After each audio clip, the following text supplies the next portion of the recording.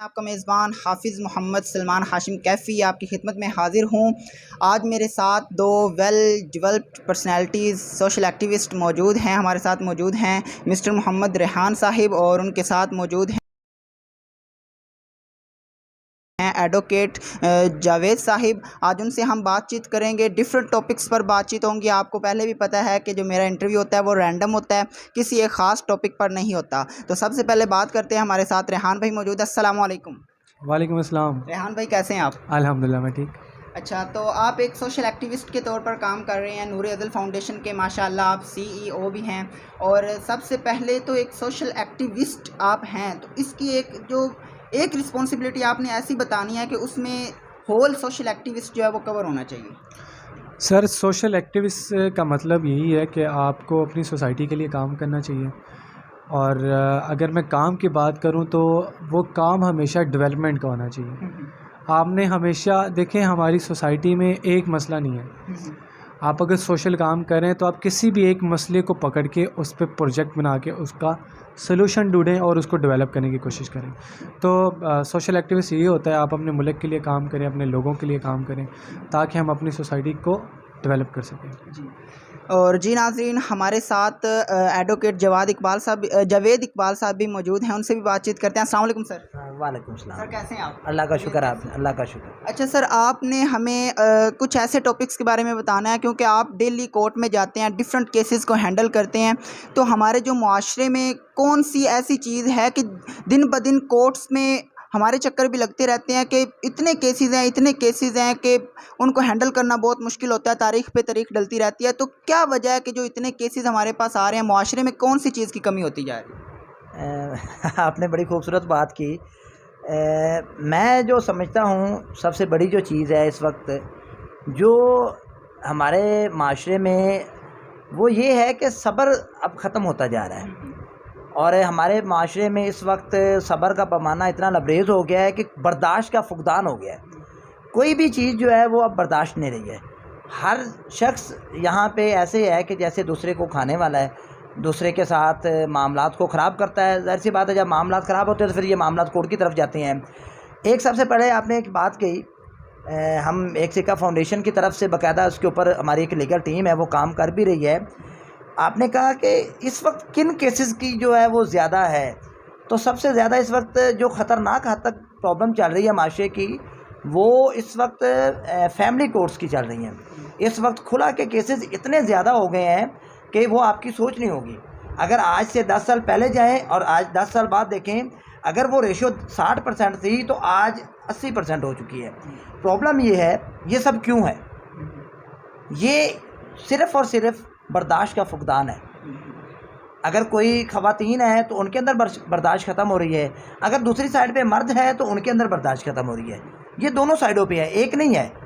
ये प्रॉब्लम्स एक साइड पे नहीं है, दोनों साइडों पे है। तो हमें कम अज़ कम अपने बर्दाश्त का और सब्र का जो पैमाना है ना, उसको थोड़ा अप करना पड़ेगा, ताकि हम माशरे के अंदर अपने जो है ना इस्लाह कर सकें। मैं तो यही बात कहूँगा, देखें बहुत सी प्रॉब्लम्स होती हैं। प्रॉब्लम वक्ती तौर पे होती हैं। आप वक्ती तौर पे गुस्से में झगड़ के आप कोर्ट तक चले जाते हैं, मामलात ख़राब हो जाते हैं। जब आप मामलात को कोर्ट तक लेकर चले जाते हैं, फिर वापसी का रास्ता नहीं बचता। तो क्या ना वक्ती तौर थोड़ा सा सब्र कर लिया जाए, थोड़ा सा बर्दाश्त कर ली जाए, तो वो जो थोड़ा सा टाइम है जब वो गुजर जाता है, मामला खुद ठीक हो जाता है। तो इसलिए मैं जो इस वक्त देखता हूँ माशरे के अंदर सबसे बड़ी प्रॉब्लम जो है ना, वो हमें ये फेस करनी पड़ रही है कि हमारे अंदर जो है वो बर्दाश्त नहीं है। और नाज़रीन, मैं आपको साथ साथ ये भी बताता चलूँ कि एडवोकेट जावेद साहिब ये एक सिक्का फाउंडेशन के सीईओ भी हैं, फाउंडर भी हैं। मतलब यह है कि एडवोकेट होने के साथ साथ रेहान भाई की तरह ये एक सोशल एक्टिविस्ट, एक सोशल वर्कर भी हैं। अच्छा जावेद साहिब, अब हमारे नाज़रीन को थोड़ा सा ये बताते चलें कि डिफरेंट न्यूज़ चैनल पे हम देखते हैं कि जो चाइल्ड अब्यूज़ हैं उसके केसेस बहुत बढ़ रहे हैं। ठीक है, तो आपके पास भी ज़ाहिर सी बात है बहुत से ऐसे केसेस आते होंगे, चाइल्ड अब्यूज़ के केस आप हैंडल करते हैं। तो उसकी मेन वजह इंसानियत ख़त्म होती जा रही है, हमारे अंदर से दरिंदगी पैदा हो रही है, या जो आपके सामने कटहरे में जब वो मुलजिम खड़ा होता है तो उसकी क्या सिचुएशन होती है, वो रीज़न क्या पेश करता है कि मैंने ये काम आखिर इंसानी हवानियत की इतने नीचे दर्जे तक पहुंच गया है कि वो जानवरों से भी बदतर काम करने पर मजबूर हुआ है, तो क्या वजह वो पेश करता है आपके सामने? देखें, बात आपने बहुत अच्छी की। प्रॉब्लम भी इस वक्त यही है, जब माशरे के अंदर बदअखलाकी और ऐसी चीज़ें बढ़ेंगी तो माशरा इंसान नहीं दरिंदे पैदा करेगा। आप देखें, आए दिन हम देखते हैं केसेस के अंदर आता है, बहुत अफसोस होता है, कभी फैसलाबाद में हो रहा है तो कभी मुल्तान में हो रहा है, कभी लाहौर में हो रहा है तो कभी जंग में हो रहा है कि 5-7 साल के बच्चे के साथ प्रॉब्लम्स हो रही हैं। क्या है ये? सबसे बड़ा प्रॉब्लम ये है कि ये हमारे माशरे के अंदर अखलाकियात ख़त्म हो रही हैं, हमारे माशरे के अंदर तालीम ख़त्म हो रही है, हमारे माशरे के अंदर हमारी तहज़ीब ख़त्म हो रही है, हमारे माशरे के अंदर बर्दाश्त के साथ साथ ये सारी चीज़ें ख़त्म हो रही हैं। मेरे ख़्याल में जब ये सब कुछ ख़त्म हो जाएगा तो माशरा इंसान नहीं हैवान पैदा करेगा। तो इन चीज़ों को ख़त्म करने के लिए, इस इंसानियत की तरफ गामज़न होने के लिए सबसे पहले हमें अपने इर्द गिर्द अखलाकियात के दरस को बढ़ाना होगा, तालीम के निज़ाम को बेहतर करना होगा। एजुकेशन का आज पाकिस्तान में कोई सिस्टम नहीं है। ठीक है, कोरोना आया था, प्रॉब्लम्स हुई थी, एजुकेशन नीचे गया था, उसके बाद आज तो कोरोना नहीं है ना। आज हमें ये सुनने में मिल रहा है कि बच्चे खुद कहते हैं कि सर हम पेपर देकर आते हैं, हमें ये न्यूज़ चल रही है कि जी हम सबको पास कर देंगे। भाई ये कोई अकाउंटेबिलिटी तो नहीं है ना। आप पता करें, आप चेक करें, तो ये तालीम का जब निज़ाम बेहतर होगा तो ये सारी चीज़ें बेहतर हो जाएंगी इंशाल्लाह। हमारी एक अखलाकियात के जो है ना बेस है, हमारे नबी मोहम्मद सल्लल्लाहु अलैहि वसल्लम का जो मेन है वो एक मुअल्लम, एक अखलाकियात के पैकर, जिन्होंने हमें माशरे के अंदर बताया है, सिखाया है कि ये सारी चीज़ें तभी हम बेहतर कर सकते हैं जब हम अपने अखलाक को जो है ना वो बेहतर कर सकते हैं।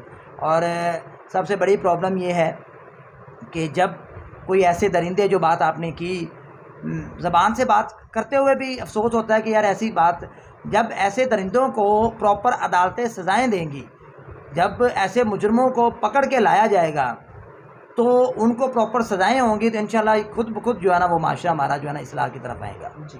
तो इसके लिए कानून बनना चाहिए।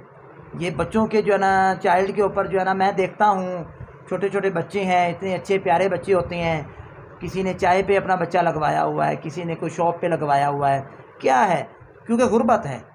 तो ये ऐसी पॉलिसियाँ गवर्नमेंट को देनी चाहिए, ऐसा निज़ाम होना चाहिए जैसे हर शख्स की जो इनकम है वो बढ़े और वो अपने बच्चों को तालीम की तरफ लेकर आए। मेरे साथ रेहान साहब बैठे हैं, नूर अज़ल फाउंडेशन के फाउंडर हैं, CEO हैं माशाल्लाह। वो उन्होंने हंट्स पे के अंदर झोंपड़ियाँ बनाई हुई हैं, झोंपड़ियों के अंदर जो वो तालीम को चला रहे हैं, वहाँ पर उन्होंने टीचर रखा है, उसको पे कर रहे हैं। देखिए आज लाहौर के अंदर एक झोंपड़ी, मतलब आप सोच ही नहीं सकते, लोग कहेंगे यार ये क्या करके बैठा है। बांस लगाए हुए हैं, उसके ऊपर वो हंस के बनाया है, उसके अंदर 30, 35, 40 बच्चे जो है ना वो तालीम दे रहे हैं। तो कहने से मुराद है कि हमें ऐसे स्टेप लेने पड़ेंगे। ऐसे स्टेप जब हम लेंगे तो हमें सबको मिलकर जो है ना वो करना पड़ेगा अपनी अपनी लेवल पे। रेहान साहब का जहाँ पे लेवल है वो अपना काम कर रहे हैं, मैं जहाँ पे हूँ मैं अपना, मुझे हर शख्स यहाँ पे अपना हिस्सा डालेगा।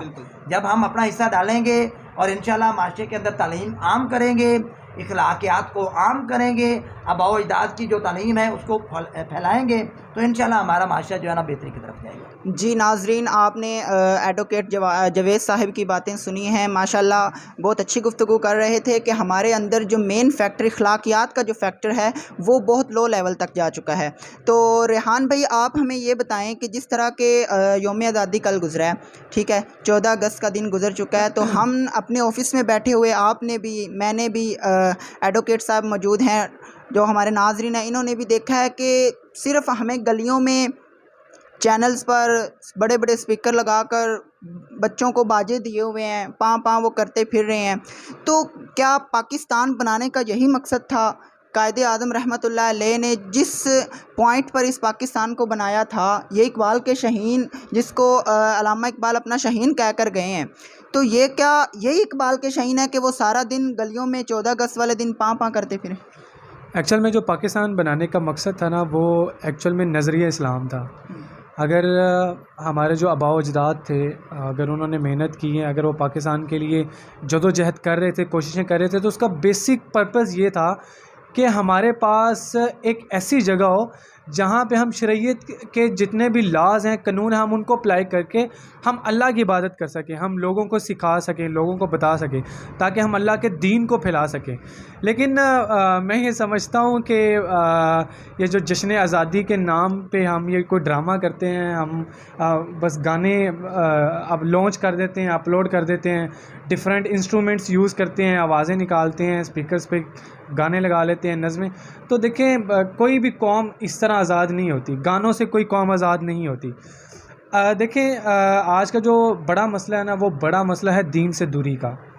अगर हम अपने दीन से दूर हैं ना, तो बद अखलाकियात भी हैं यहाँ पे फहाशी भी है, यहाँ पे गुर्बत भी है। चलें, गुर्बत, अमीर होना, गरीब होना, ये किसी के इंसान के बस की बात ही नहीं है, ठीक है। ये अल्लाह की आजमाइश का एक लेवल है कि उसने किसी को गरीब बना के आजमाया हुआ है, उसने किसी को अमीर बना के आजमाया हुआ है, किसी से लेकर आजमा दिया है, किसी को देकर आजमा दिया है। तो हमें, ठीक है, हमें खुशी, एक्चुअल में ये जो आज़ादी का दिन होता है ना, ये तो खुशी है ना कि हमें अल्लाह ताला ने एक ऐसी ज़मीन दे दी जिसमें हम अल्लाह की इबादत करते हैं और हम बड़े खुश हैं। तो हम अल्लाह की इबादत नहीं करते, तो हम वो जो दूसरे शैतानियत के काम हैं, हम उस तरफ जाते हैं, हम लोगों को वर्गला रहे हैं, हम आने वाली नस्ल के दिमागों के अंदर एक कोई फतूर टाइप भर रहे हैं, ठीक है। तो हमें इस पे काम करना चाहिए। लेकिन अगर आप लोग या हम लोग ये समझते हैं कि इस पे काम हम इस तरह करें कि कोई सलाहुद्दीन आएगा, कोई दोबारा से कायदे आज़म आएगा, कोई दोबारा से लामा इकबाल आएगा तो वो इस पे काम करेगा, तो ऐसा नहीं है। कायदे आज़म एक थे, लामा इकबाल एक थे, सलाहुद्दीन एक थे, जो बड़े बड़े लोग हैं जिन्होंने इस्लाम के लिए काम किया है, जिन्होंने पाकिस्तान के लिए काम है, तो उन्होंने दोबारा नहीं आना। तो ये अब हम पर फ़र्ज़ है, ठीक है। उन्होंने तो ठीक है, अल्लाह ने जो तौफीक दी, उन्होंने जो काम किया, उन्होंने कर दिया, वो उन्होंने हमारे लिए काम किया। अब हम पर यह फ़र्ज़ है कि हम बहसीयत कौम मिलकर काम करें और हम आने वाली नस्लों के लिए काम करें। और जितने भी मसले हैं सोसाइटी के अंदर, जितने भी हैं, चाहे वो नफाज उर्दू का मसला है, चाहे वो हमारी एजुकेशन का मसला है, हेल्थ का मसला है, शऊर का मसला है, अखलाकियात का मसला है, लोगों को दीन की तालीम देने का मसला है, तो हमें उस पर काम करना चाहिए। एडवोकेट जावेद साहब ने बड़ी अच्छी बात की, और वो बात ये है कि हमें हर बंदे को हिस्सा डालना चाहिए। मैं अगर मेरी फ़ील्ड मेडिकल की है, तो मेडिकल फील्ड के ऊपर जो इश्यूज़ हैं मुझे उस पर काम करना चाहिए। अगर मैं एक स्टूडेंट हूँ तो मुझे अपना एक रोल प्ले करना चाहिए।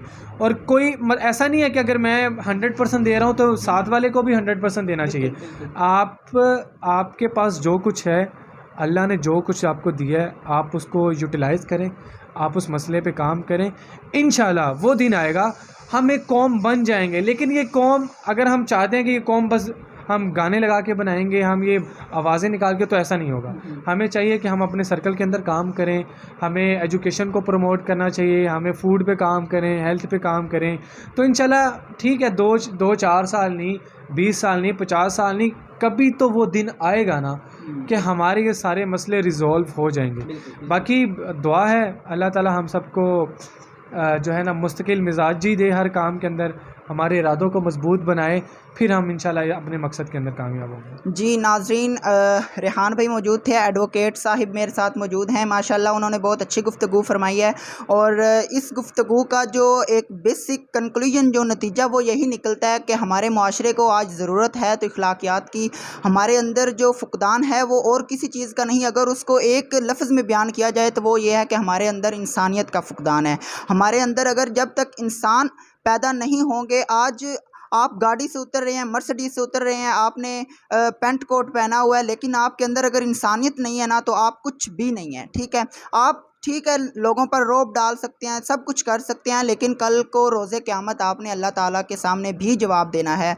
और साथ में जिस तरह जश्न आज़ादी पर हमने बात की, तो हमारी आने वाली जो नस्ल है वो पाँ नहीं बल्कि पाकिस्तान के लिए कुछ करें, वो इकबाल के हकीकी शाहीन बने, और हमने उनको शाहीन बनाना है। वो अभी छोटी एज में, अगर हम उसको बाजे की जगह पर उसके हाथ में पाकिस्तान की तारीख़ की किताब पकड़ाते हैं, उसको हम ऐसा लेक्चर देते हैं कि हमारे जो कायद हैं वो ये करके गए हैं, तो अभी हमने उसको ब्रेन वाश अभी करना है। अभी हम उसके हाथ में बाजा देंगे तो वो सारी ज़िंदगी बाजा ही बजाता रहेगा, लेकिन अभी से हम उसके हाथ में किताब देंगे, उसको कोई ऐसी अच्छी बात सिखाएंगे तो वो ता ज़िंदगी उस पर अमल करते हुए, और अगर आज हमारी कौम में कोई एक ही इकबाल का शहीन पैदा हो सकता है तो हमारे लिए वही काफ़ी है। अगर हम एक ही शहीन पैदा कर सकते हैं, और ऐसे ही शहीनों को पैदा करने में हमारी टीम दिन रात डे एंड नाइट काम कर रही है, जिसमें हमारे साथ एडवोकेट जावेद साहिब मौजूद हैं जो कि एक सिक्का फाउंडेशन के फाउंडर हैं, CEO भी हैं, और रेहान भाई मौजूद हैं जो कि नूर अज़ल फाउंडेशन के CEO भी हैं और फाउंडर भी हैं,